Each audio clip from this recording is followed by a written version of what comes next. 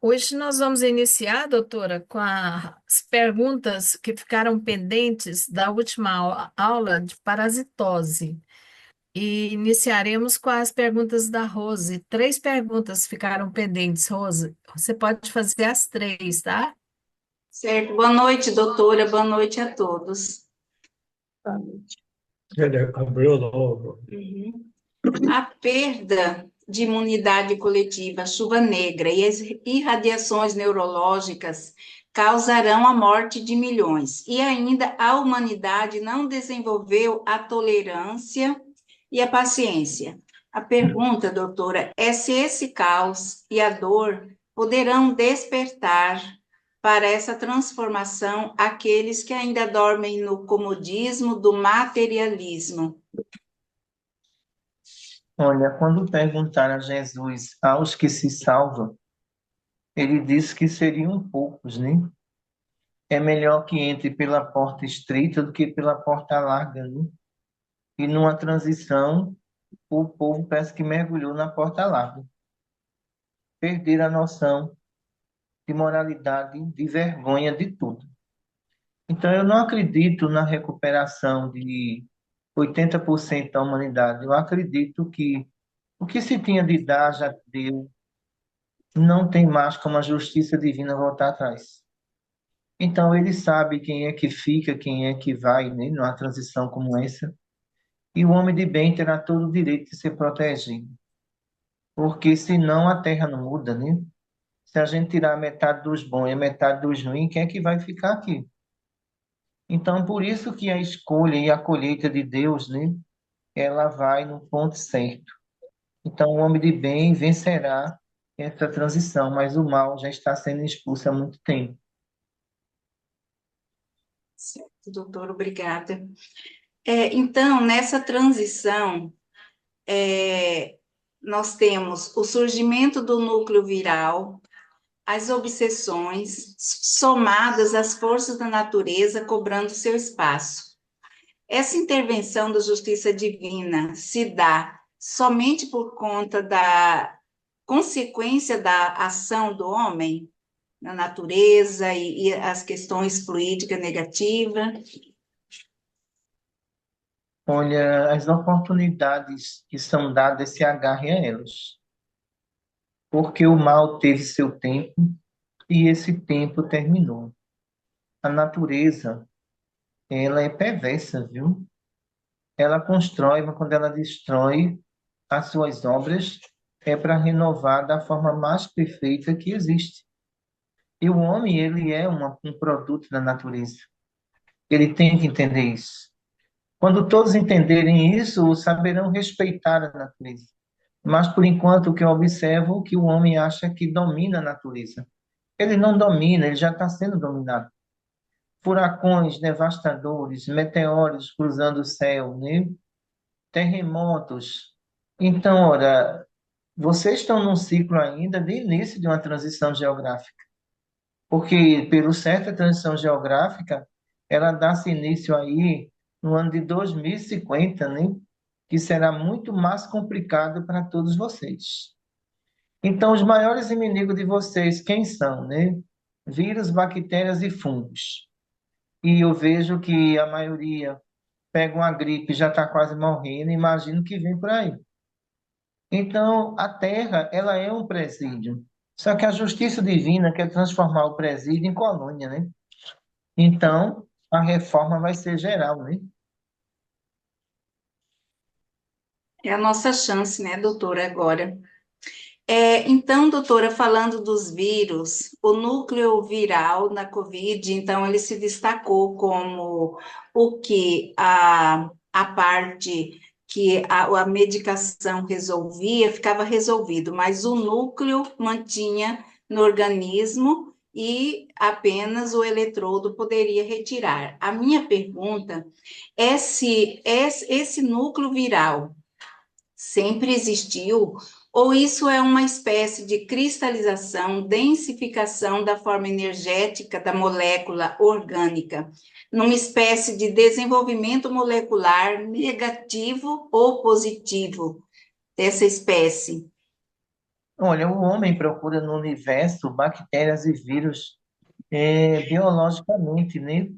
Mas o universo tem seus perigos, né? Tem muita coisa que o homem não descobriu ainda, né? Porque se eu tenho partículas negativas, se essas partículas penetram aqui, ela pode provocar uma junção viral e esse vírus pode matar em massa, né? Mas o homem fica brincando de descobrir planetas, satélites, né? Novas galáxias, mas ele não sabe o perigo que envolve tudo isso. E, no entanto, na era do Covid, quando nós estávamos aqui, a gente via pessoas chegarem aqui debilitadas e apenas um eletrodo conseguia neutralizar o núcleo viral do Covid, né? Que ele tem realmente 100% de eletronegativo. Só que as pessoas que eram dependentes químicos morreram, diabéticos morreram também, porque não tiveram sustentabilidade imunológica para sustentar isso, né? Eu lembro que um senhor pediu a seu Vandi, no Rio de Janeiro, para usar o eletrodo e a gente nem conhecia ele. Ele estava com Covid. E quando ele botou o eletrodo, depois de 10 minutos, o eletrodo estourou. Isso não é normal. Um eletrodo não vai estourar depois de 10 minutos, carregar. Então, vocês ainda não viram o problema desse vírus. Vocês ainda vão ver lá na frente a gravidade. Sabe por quê? Porque quando você ataca com várias vacinas, ele vai criando vários sistemas de defesa, né? E esse sistema de defesa criado por eles provavelmente vai chegar num sistema de destruição. Então, ele pode criar uma variante perigosíssima e pode ter certeza, adaptando ela para as pessoas que praticam mal com força de eletromagnetismo negativo, essas pessoas se acabam.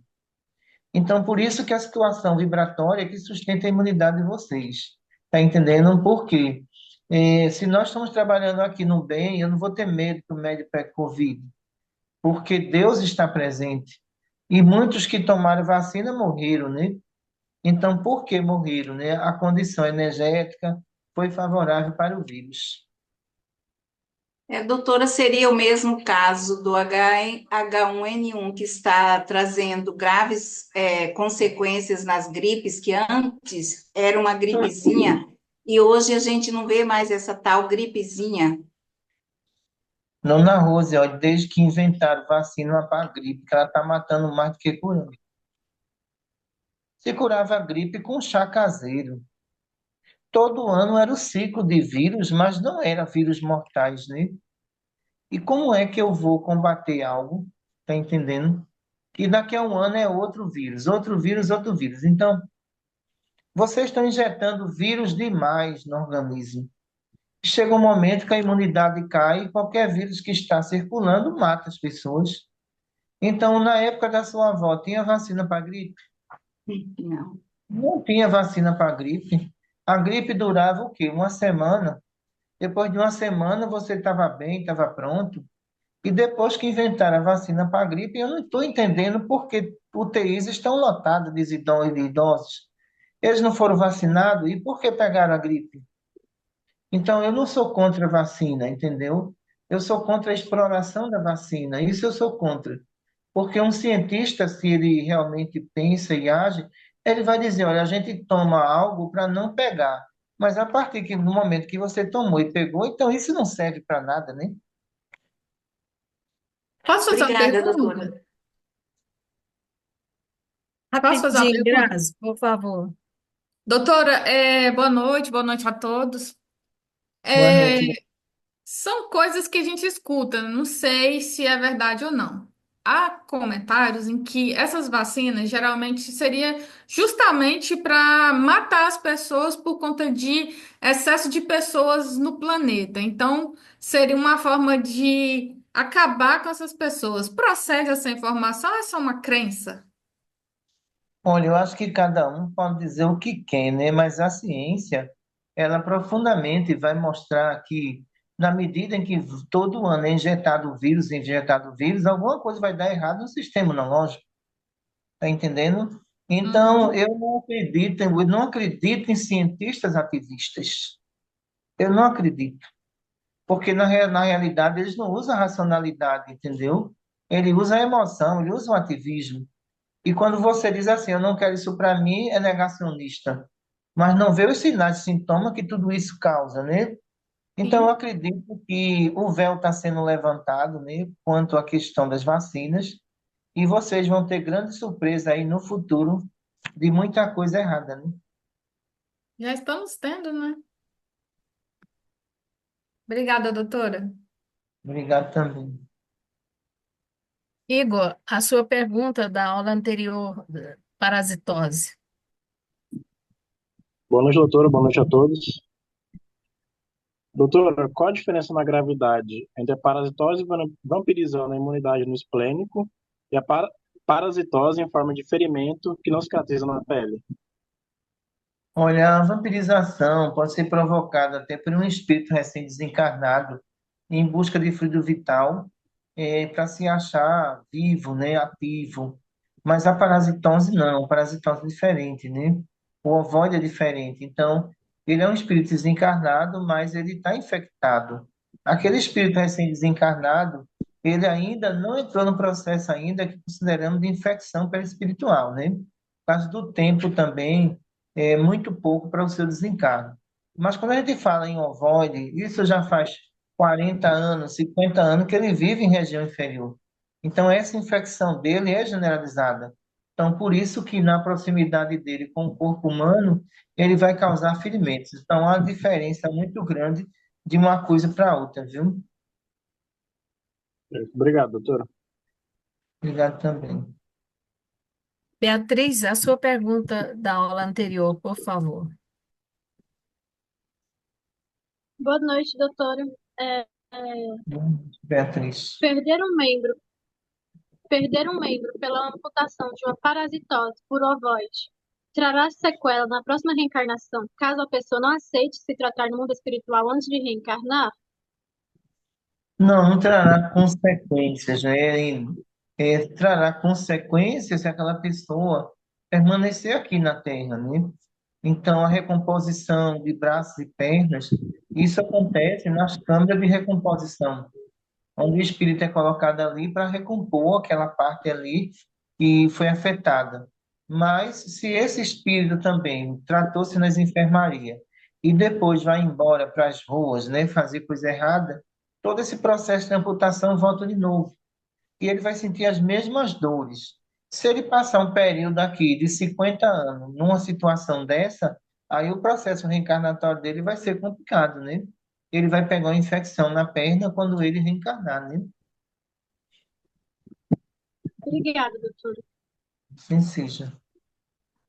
Luiz Bernardo, a sua pergunta da aula anterior. Boa noite, doutora. Boa noite a todos. Boa noite. Doutora, nessas aulas fica muito claro que o mundo espiritual rege tudo na matéria.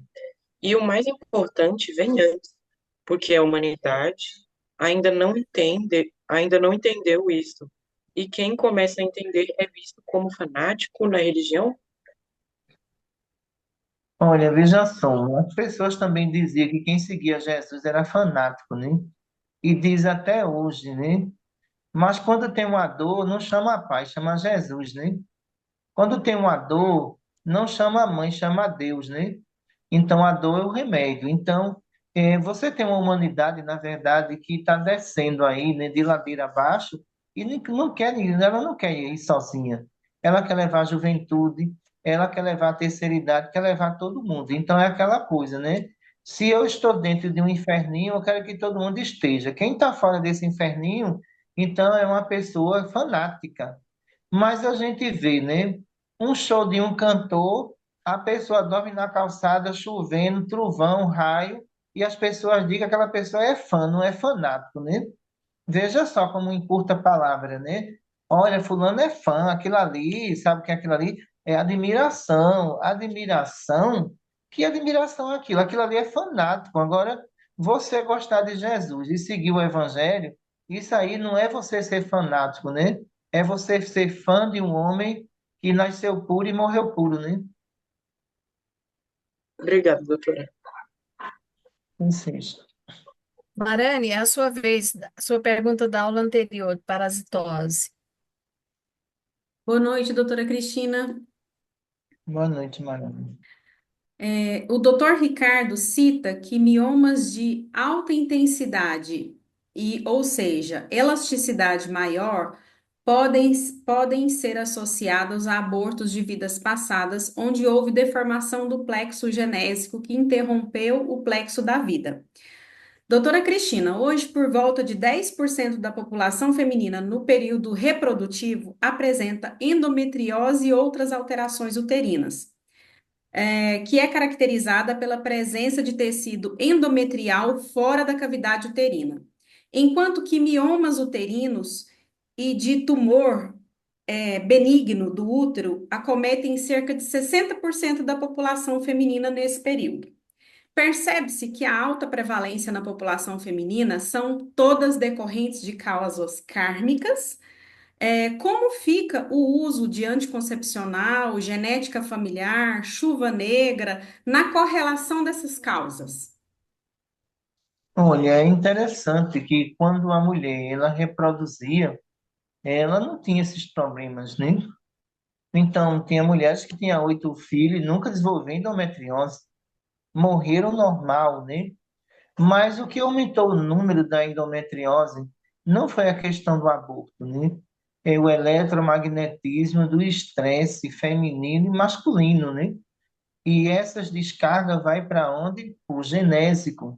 A mulher de hoje é muito diferente da mulher de 1950. A mulher de 1950, ela não tinha preocupação que vocês têm, pessoal. A de hoje é uma sobrecarga muito grande, né? Vocês trabalham, vocês cuidam de marido, cuidam de filho, cuidam de casa, cuidam de finança, cuidam de feira. Eu vou dizer uma coisa, não há cabeça que aguente também, entendeu? Então, o que é que acontece? Todas essas energias que estão no coronário, ela vai ser distribuída. Claro que ela vai para o genésico, mas eu não posso atribuir tudo isso a questões de aborto, a questão de anticoncepcional, não. Porque eu observo que alguns que têm endometriose aqui, quando ela chega atacada, emocionalmente, ela piora.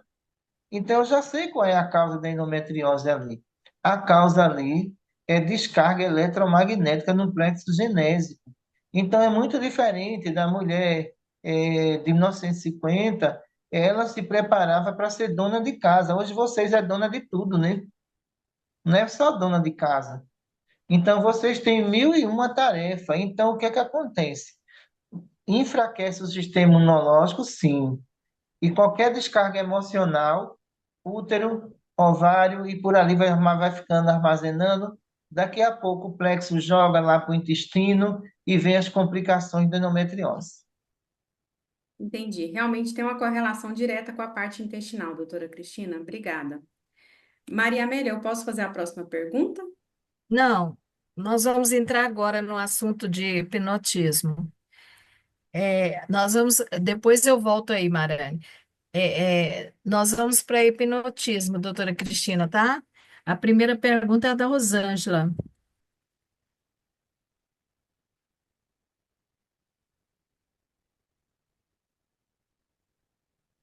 Rosângela?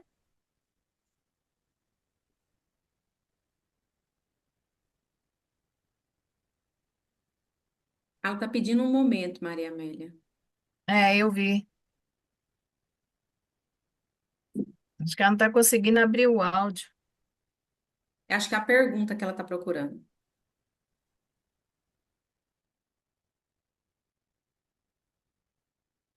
Enquanto isso, vamos passar para a Grazi. Grazi, a sua pergunta, por favor. Consegui, consegui, Maria Amélia. Estava com problema que eu Conseguiu? não estava Sim. conseguindo ativar o microfone. Faça as duas, tá? Tá bom. Boa noite, doutora.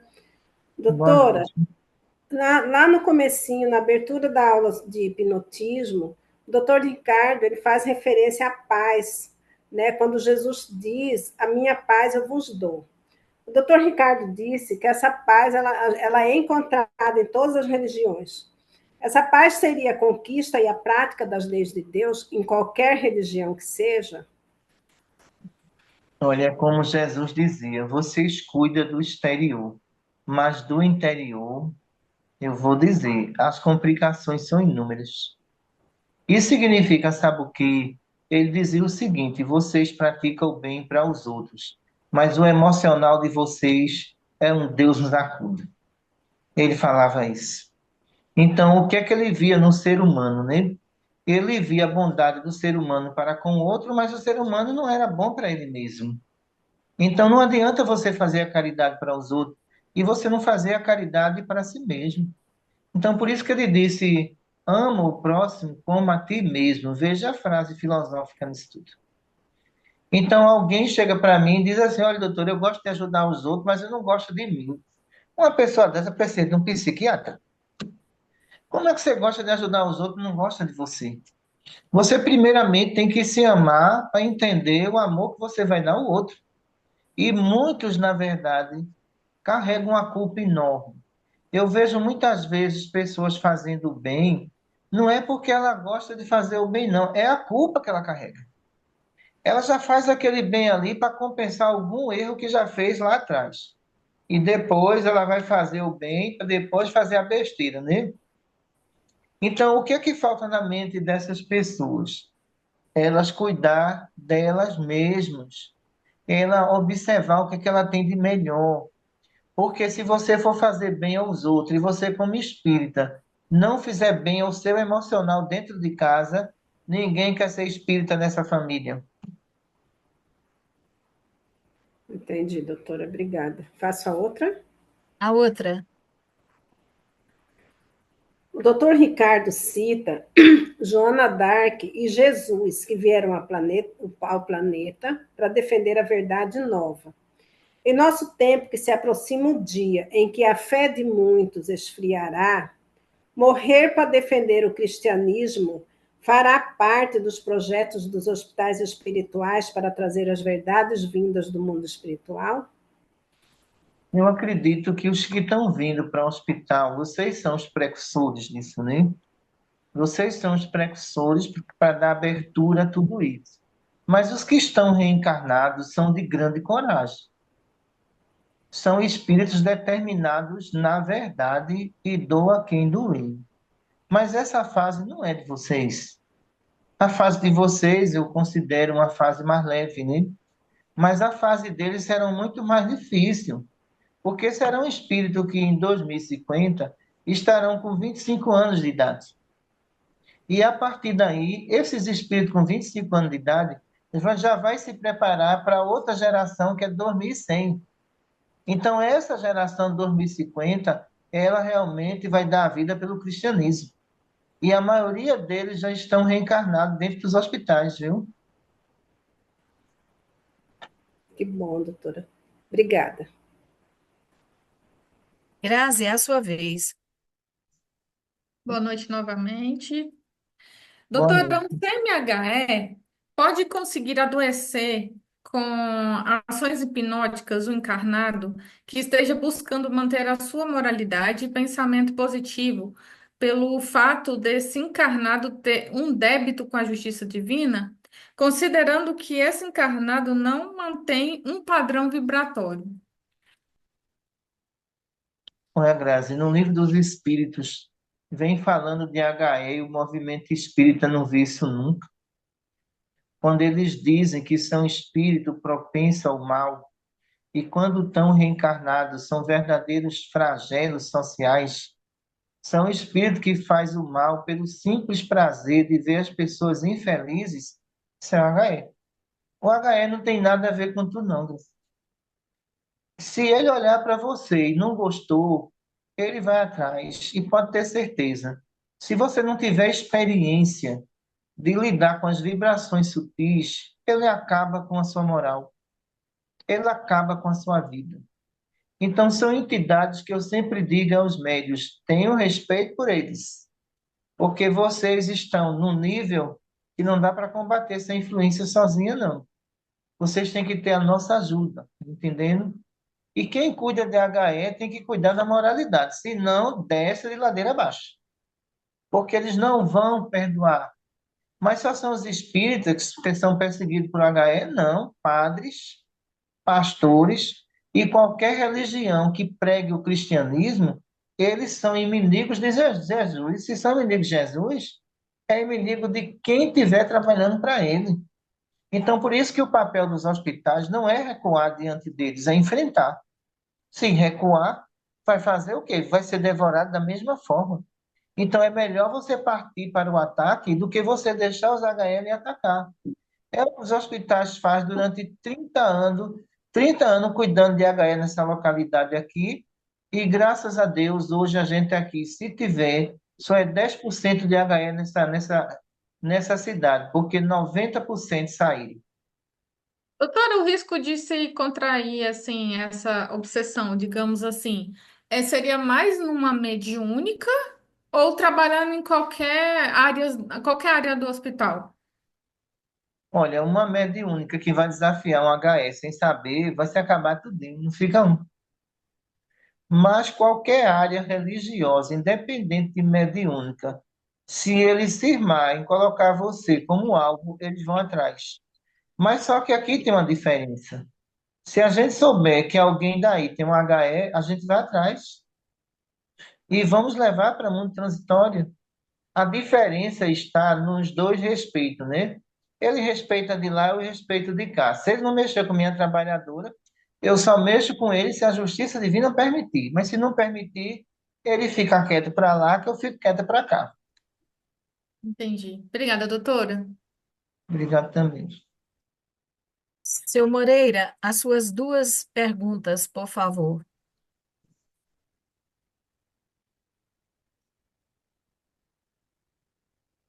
É, boa noite a todos. Doutora, como diferenciar a convulsão por alteração neurológica de emissão vibratória obsessiva e de uma convulsão por doença neurológica kármica? Olha, as convulsões que a gente considera ataques hipnóticos, o paciente não saliva, ele não morde a língua, tá entendendo? Ele bate muito com os olhos, ele perde a temperatura, né? A temperatura corporal dele cai, a pressão arterial cai. Então, aquilo ali eu já estou vendo que é um ataque hipnótico. É diferente de um ataque convulsivo, né? Um ataque convulsivo, a gente vai observar que é um problema kármico, é muito diferente.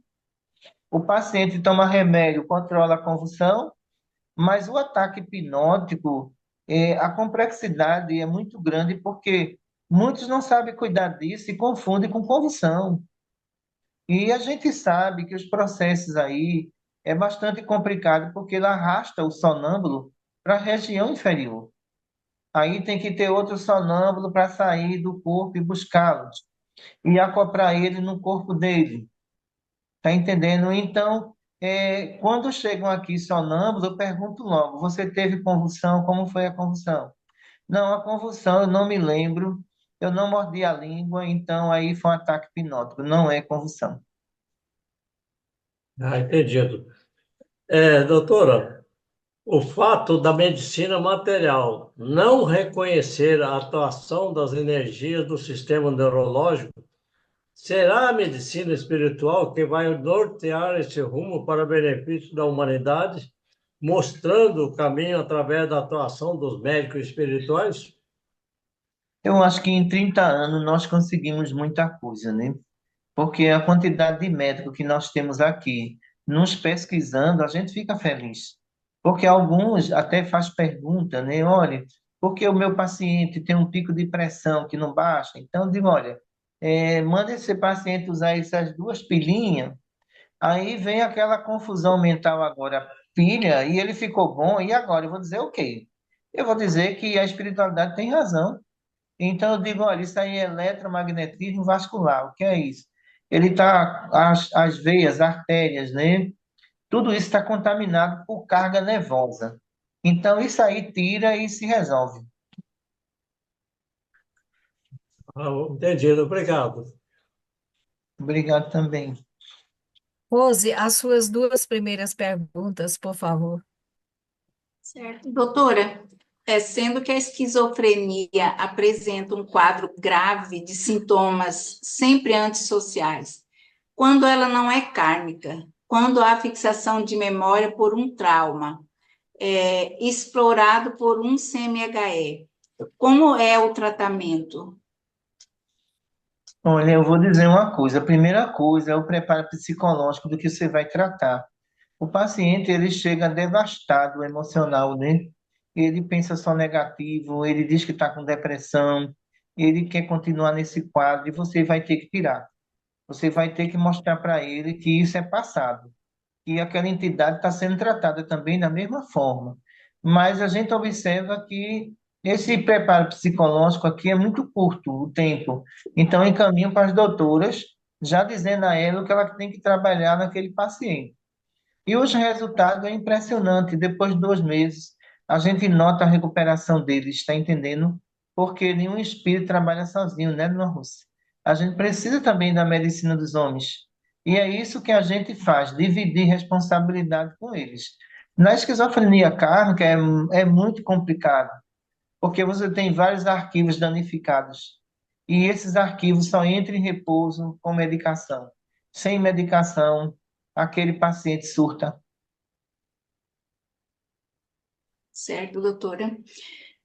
Ouvimos falar da vampirização no baço, que enfraquece o encarnado, levando à morte em pouco tempo. A senhora pode explicar a vampirização sobre o coronário, dominando o sistema nervoso?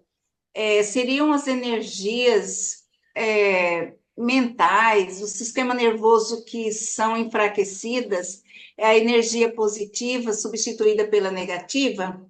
É, até chegar o domínio completo?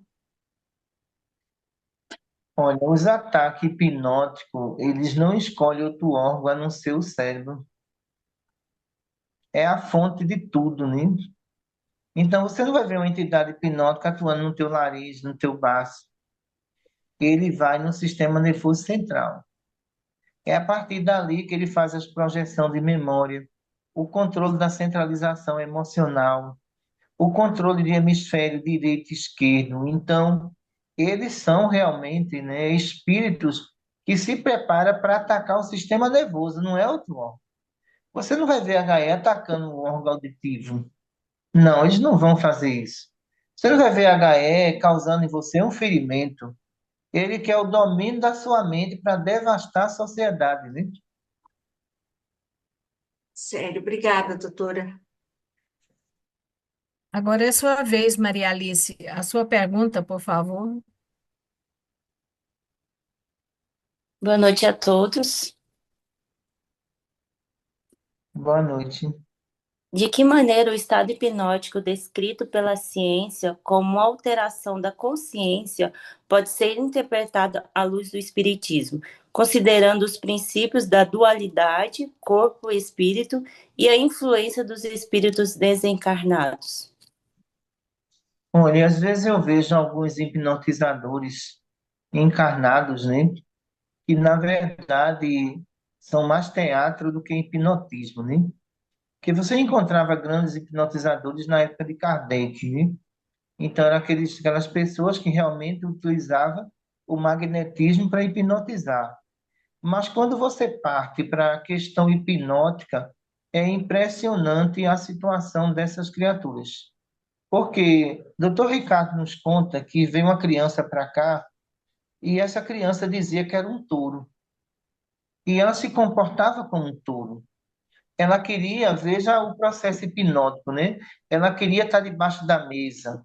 E quando as pessoas se aproximavam, essa criança de 8 anos, ela dava chifrada nas pessoas. A projeção da hipnose numa criança foi dizendo que aquela criança era um touro. E ele queria se comportar como um touro. Depois de 3 meses, né, de tratamento com o Dr. Ricardo Menezes, foi que a criança voltou à normalidade. Então aí a gente nota que o hipnotismo, através do HE, ele é devastador até nas crianças. Você imagina um adulto que abre brecha nos pensamentos, entendeu? Os médios que trabalham com comunicação, com passe e tudo. Então, vocês tomem cuidado com esses ataques. Ninguém está isento disso, entendeu? E às vezes os médios vão indo tão bem, daqui a pouco começa a mudar de opinião, daqui a pouco começa a ter revolta no coração, processo hipnótico gravíssimo. Doutora, e a senhora falou dessa criança, né? Essas pessoas que hoje falam que são vaca, que são cobras que se mutilam, que cortam a língua, elas também classificam nessa como hipnotizados? Eu classifico como hipnose, viu, Alice? Essas pessoas, viu? Eu classifico como hipnose, porque eu vi um caso aqui também de uma jovem que foi apresentado aqui, que a entidade projetou nela a dúvida sexual. Veja só, a dúvida sexual.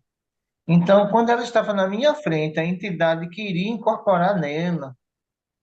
Então, a partir dali, a gente viu que estava havendo um ataque hipnótico naquela jovem, e naquele exato momento a gente aproveitou e transferiu para mundo transitório. Essa jovem ficou em tratamento e mudou completamente. Então, você tem uma humanidade controlada por hipnose. E se são controlados por hipnose, a gente não pode confiar em todo mundo, de jeito nenhum. Então, se eu passasse aqui a noite toda contando casos e mais casos, que eu já tratei de hipnose e é muito complicado. Houve outra jovem também aqui, né, que essa eu tratei dela há 15 anos atrás. Ela estava apresentando uma cor amarela, né, e de repente ela estava para entrar. E disseram que ela estava passando mal. Disse, não, deixa ela entrar primeiro.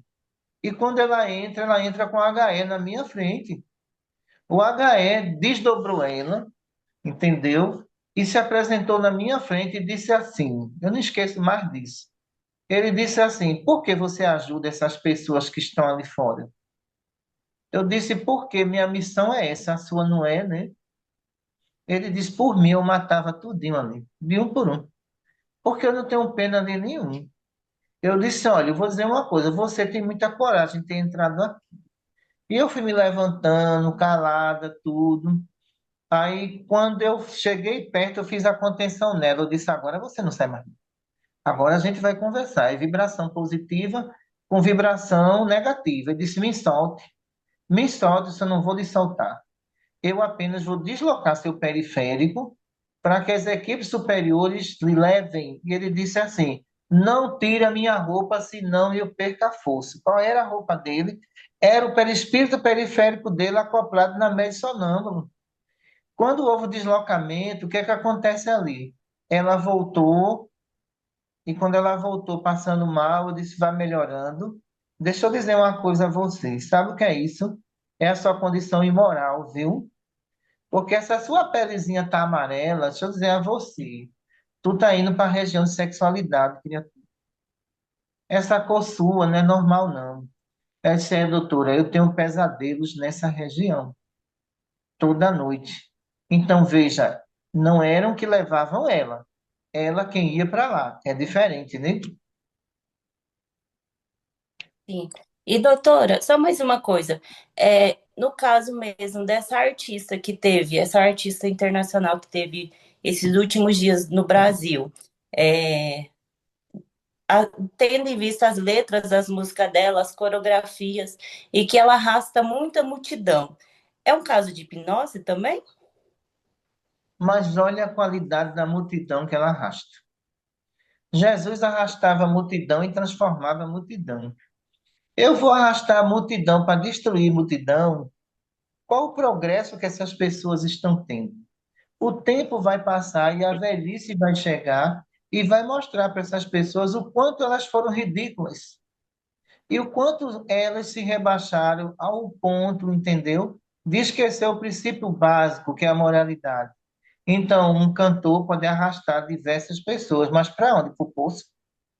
Porque Jesus arrastava para a luz, né? Obrigada. Doutora Sim, sim. Cristina, a senhora falou uma coisa aí, eu estou aqui pensando. A senhora diz que a hipnose pode acontecer com qualquer médium. Às vezes o médium está indo bem e acontece. Acontece por quê? É recaída do médium?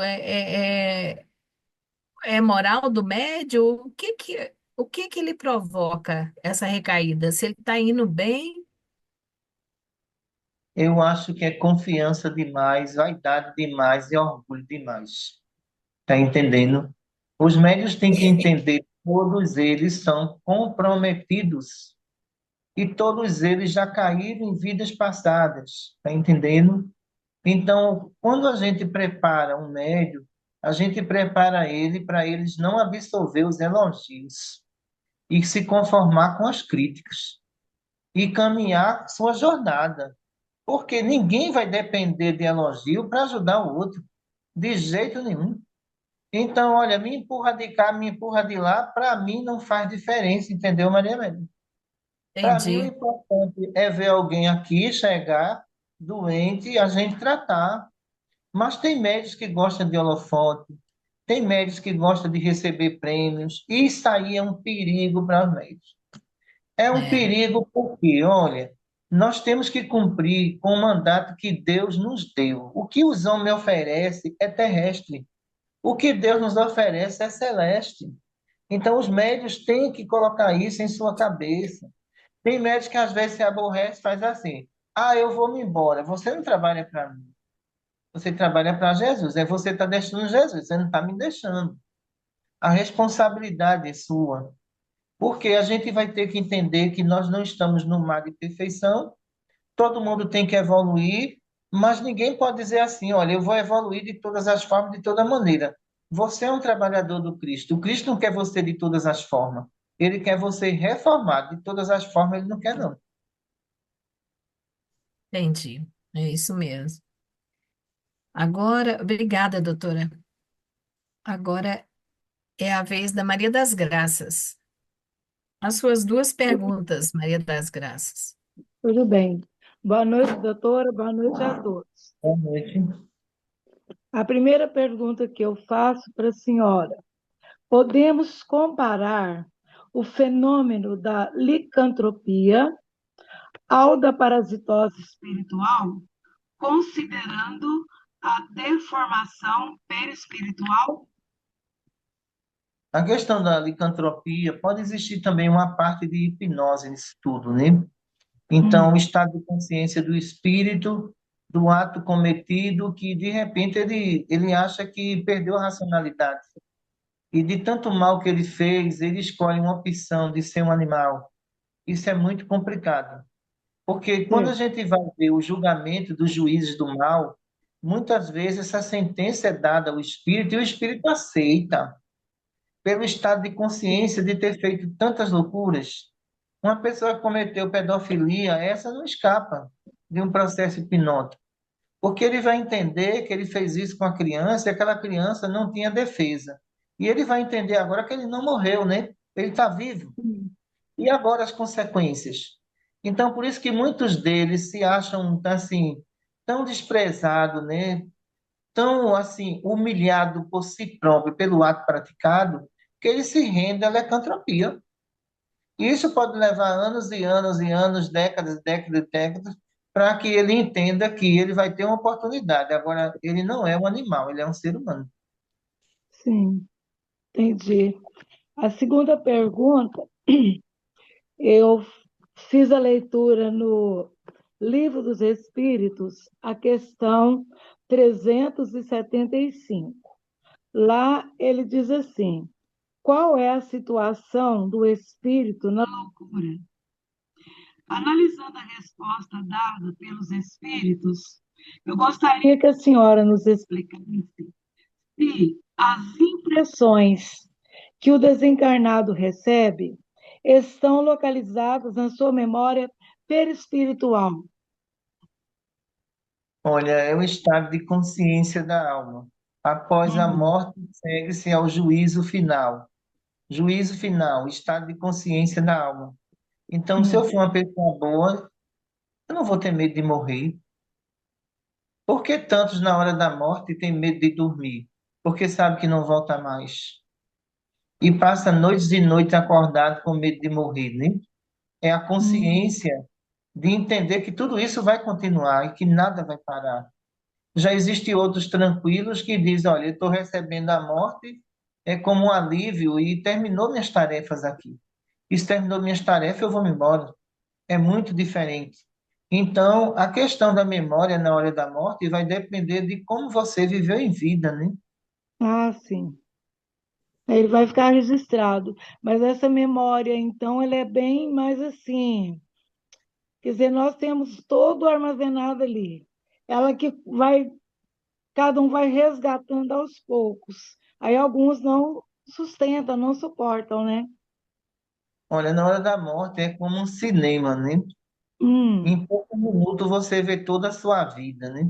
ah, É bom sim. ver o que é bom, né? Porque o que é ruim não é bom, não, viu? Imagino.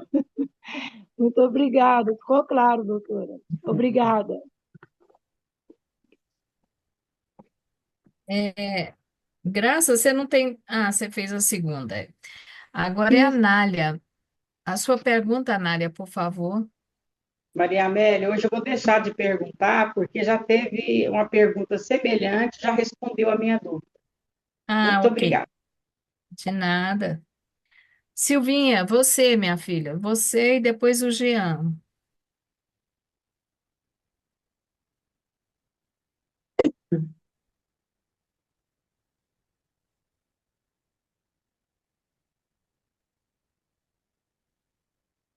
Maria Alice, socorre lá. Hoje eu vou ficar devendo, eu não estou lá. Ah, não tá lá, não? Tem como você fazer as perguntas dela? Silvinha, tudo bem? Eu vou perguntar então. A da Silvia, a primeira. Doutora, as entidades hipnóticas que induzem uma pessoa ao suicídio cometem um crime e a pessoa que se matou não é considerado um suicida, essas entidades criminosas serão contidas, pois os mensageiros divinos irão atrás desses espíritos de que forma? Através dos médios? Olha, veja só, houve um caso aqui no Agreste que realmente eu presenciei em foto de um rapaz que dizia que viu uma mulher, né? E essa mulher falava em voz alta que ele tinha que se matar. Eu só acreditei porque eu vi, né? Porque o povo gosta de contar muita história. E na hora que ele cometeu o suicídio por enforcamento e bateram a foto dele, apareceu a mulher de lado da corda. Veja só. Então, quando me mostrar a foto, aquilo era um processo hipnótico grave, que na hora da foto ela apareceu mesmo na foto. E a mulher que ele sempre dizia que estava atrás dele, era essa mulher mesmo que levou ele ao suicídio. Para a justiça divina, isso é homicídio. É homicídio porque, primeiro, ele não tinha conhecimento nenhum, não sabia como se defender. Isso ainda agrava mais a situação daquela entidade que está ali. E aquela pessoa que desencarnou ali, ela não é considerada um suicida, não, viu? Ela não é considerada, não. Aquilo foi homicídio.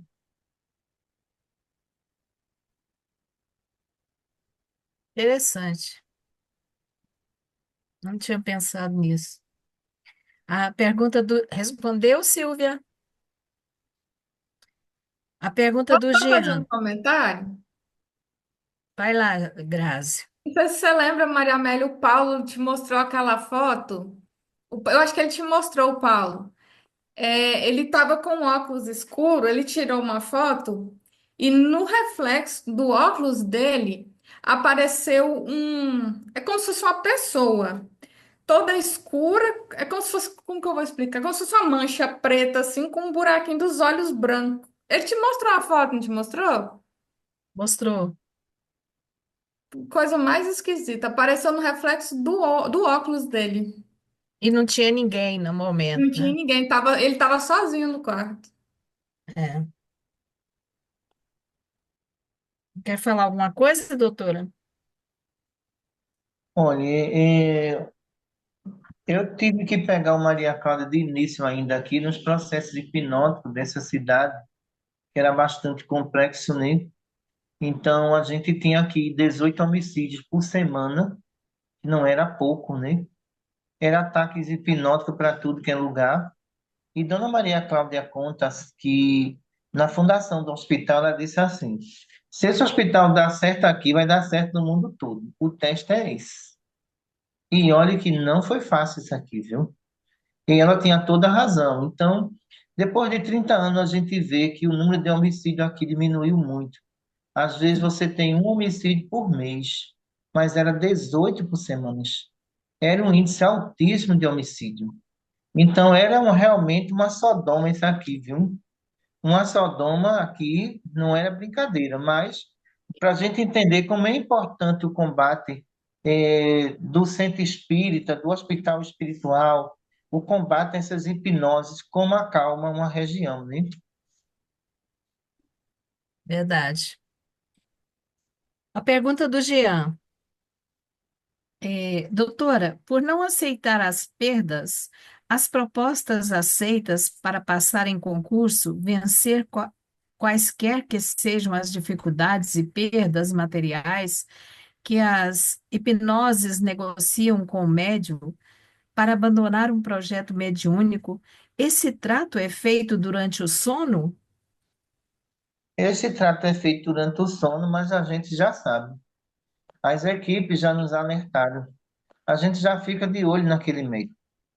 Porque a gente sabe que as conquistas que vai ter ali vai ser muito rápida, mas também, depois que ele abandona o trabalho, ele perde tudo. Aquelas entidades já desfrutou do que queria, né? E agora esses médicos adquiriram um pacto com eles, e esse pacto vai ser muito complicado, porque na hora da morte são esses espíritos que vêm buscar essas criaturas. Então, esses pactos que eu vejo muitas vezes, que uns querem por dinheiro, outros querem por propriedade, outros querem por concurso, isso tudo, pessoal, só termina em tragédia, viu? Porque aquilo que não vem de Deus, pode ter certeza que não entre não, que você se prejudica. Ok. Igor, a sua pergunta, por favor. Doutora, a senhora pode dar exemplo de uma ação vibratória mínima de um CMHE no sistema nervoso, o qual a pessoa não percebe a influência? Olha, eu vou dizer uma coisa, a percepção, o médium tem que ser perceptivo. Se ele for sensitivo, ele não consegue, não. Porque uma vibração mínima, ela é muito sutil, tá entendendo? E o que é que acontece? Os médios, muitas vezes, desatentos, a falta de prece, a falta de leitura do evangelho, a falta de vigilância, pode ter certeza que esse médio, eles vão pegar. Eles vão pegar e a culpa não é nossa. Então, os médios eles têm que estar concentrados em tudo. Todo dia, quando acordar, pense, é um novo dia, é uma nova vigilância. Eu tenho que ficar atento a tudo. E muitos médios, às vezes, têm preguiça até de orar. Como é que uma criatura dessa aguenta 0,5% no HF? Não aguenta 0,5%, vai aguentar 100%. Então, por isso que são criaturas perigosíssimas para todos os religiosos, viu? Obrigado, doutora. Obrigado também. Maria Madalena, as suas duas primeiras perguntas, por favor.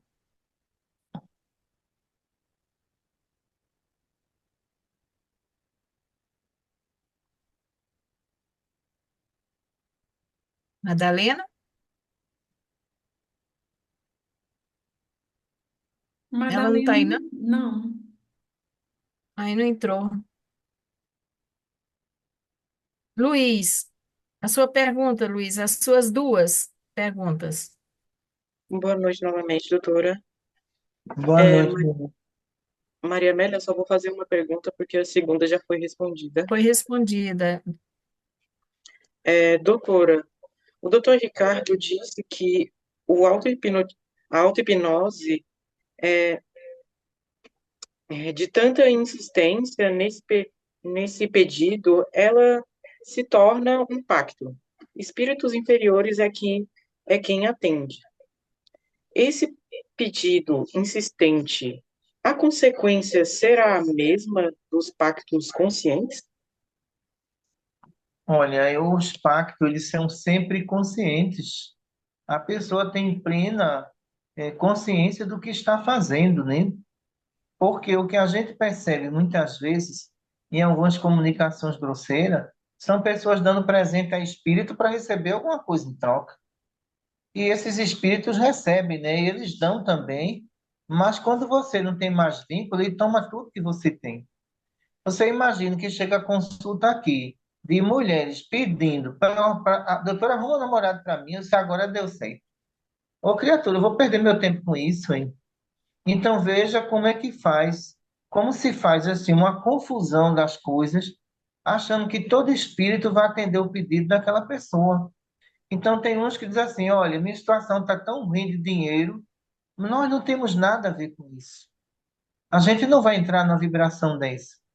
E o paciente às vezes não entende porque já passou em diversos cantos e os espíritos enganaram ele e acha que a gente tem o mesmo direito de enganar. De forma nenhuma. Obrigado, doutora. Lorânia, é a sua vez. As suas duas perguntas, por favor.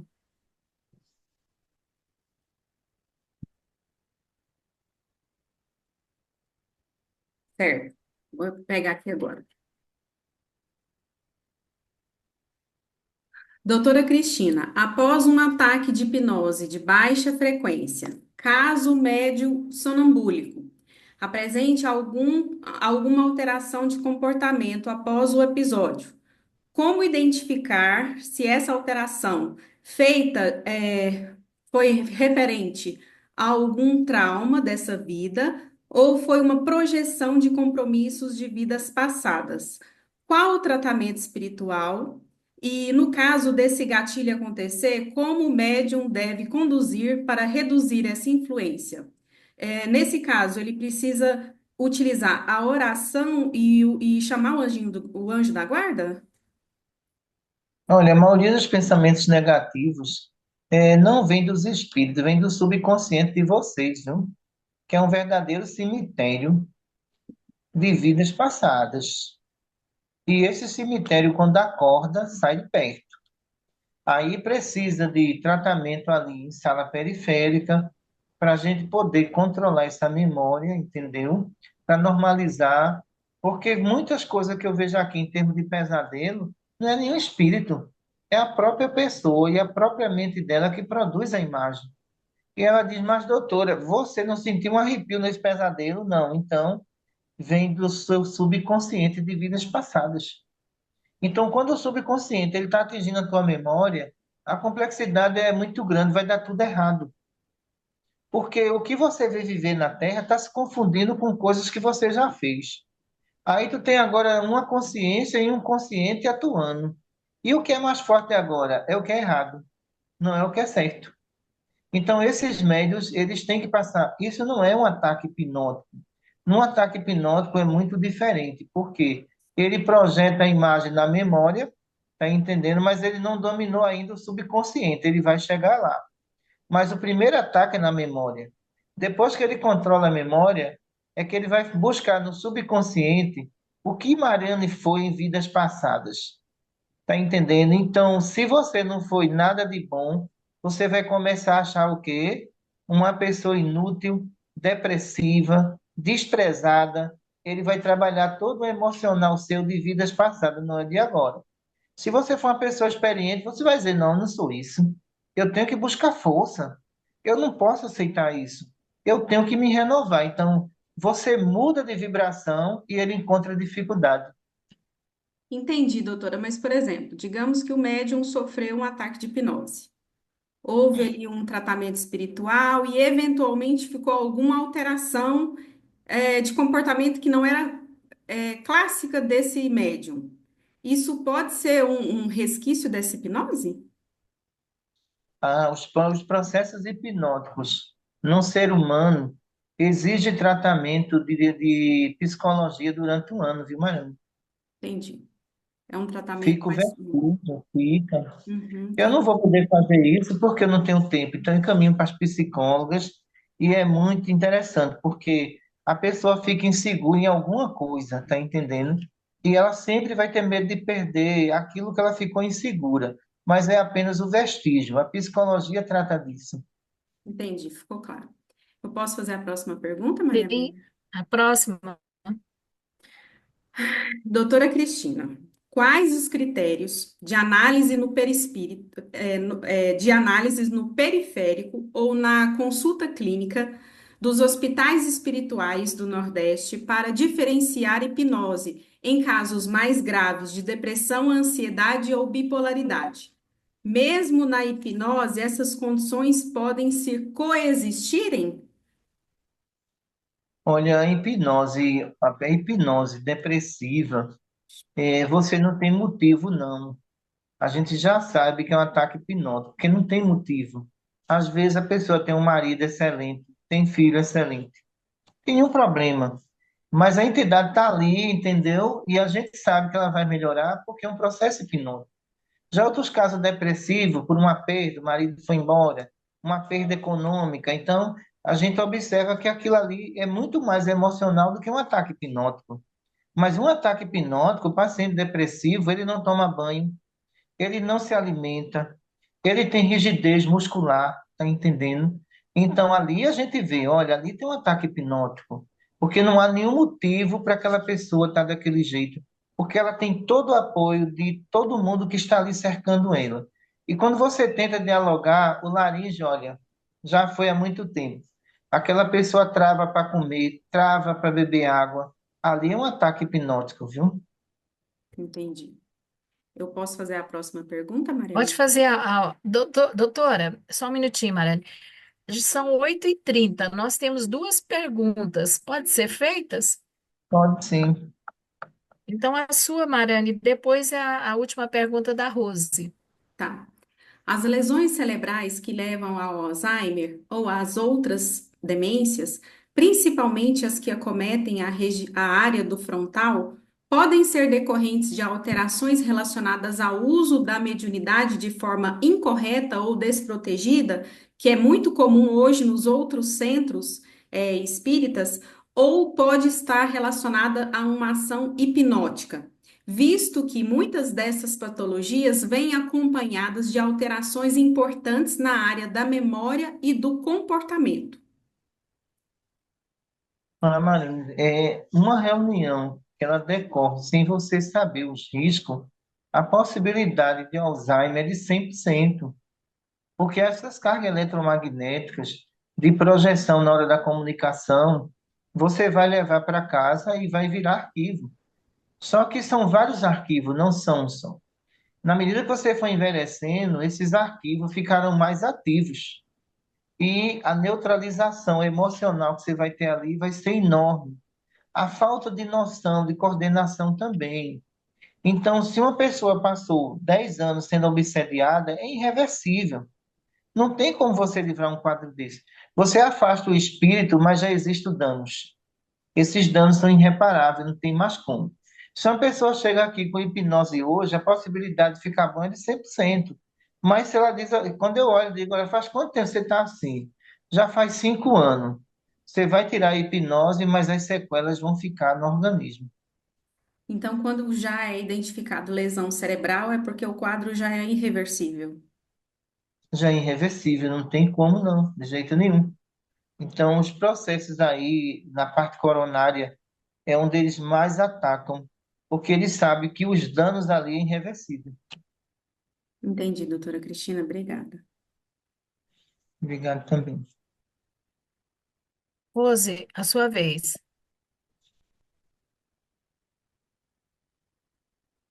Rose, seu áudio está fechado.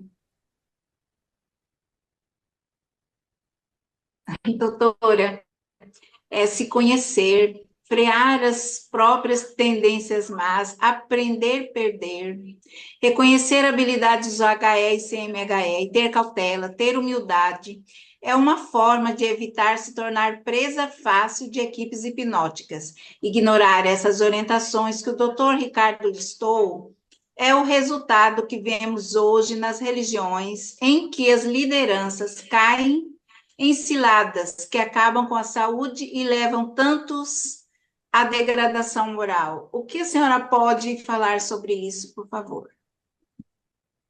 Olha, o que eu digo é a igreja evangélica, do jeito que ela decorou, ela está descendo.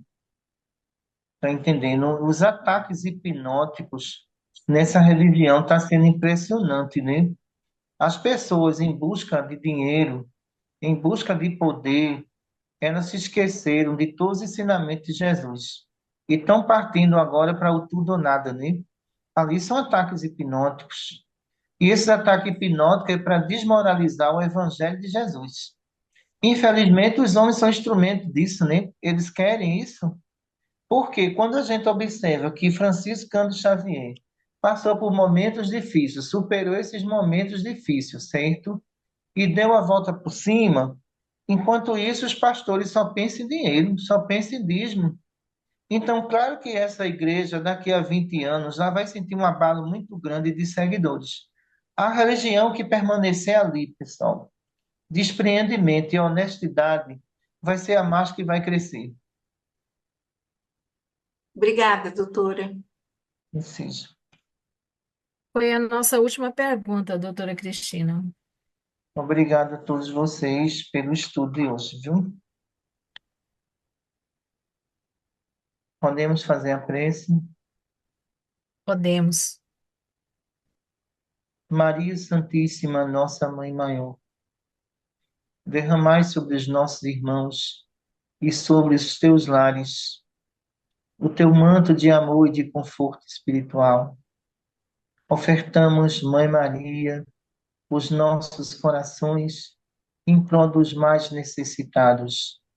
E em teu nome, Maria, em nome de Deus, damos por encerrado o nosso estudo. Muita paz para todos.